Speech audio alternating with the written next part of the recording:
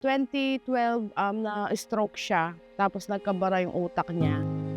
Last year, October 31, na-stroke na naman siya. Tapos humina yung ano niya, yung paa niya. Talagang humina na pati yung sa ano niya, yung memory niya, naglo-loss na. So yun, nag-try kami na humingi ng tulong kay Mayor Albayalde. Nagbaka sakali lang na makahingi kami ng wheelchair para kay mama.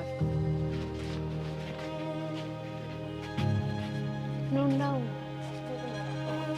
Good morning. Good morning po. Good morning. Good morning po. Dalada ko pong wheelchair. Okay ah? Okay po. Banta, makapamasyal ko SM. Makakalakad-lakad kayo. Diyan ang mga nano. Yeah. Banta, ma-exercise kayo. Buli na yung buklat na mo. Bayo ya. Oh. Kaya pa. Pati niya pang wifi. Kaya. Oh. Pwede na ko pong kaya ganyan, mamasyal, oh. Oh. Nakakapas. Excited kang mag-SM, ha? Maragulya po sao, kaya kami. Maragulya okay po ang- kay. Maragulya po talaga sao. Basta po Basta- perang panyaliming wheelchair, kaya tanang po panulo ng maintenance na po. Oo po.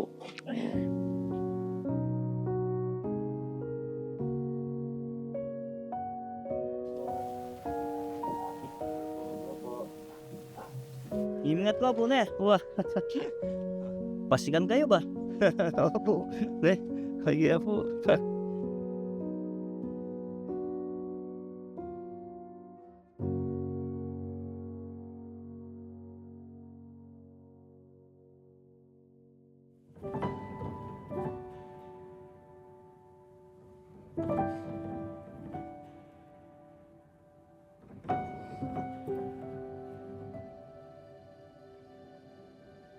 Kami na lang pong magkakapatid nagtutulungan.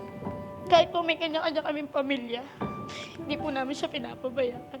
Kasi alam po namin pag magaling na siya, tinutulungan niya rin po kami, masipag pong tao to.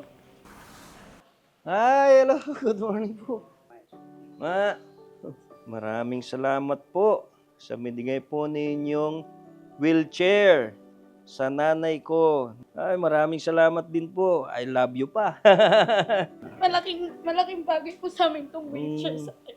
Okay lang. Kaya po, sobrang pasalamat po kami sa inyo. Good luck po. May pag-asa tayo. Bagong bukas, bagong Angeles. Team Oka Albayalde. Aba, thank you ha. Thank you, boss.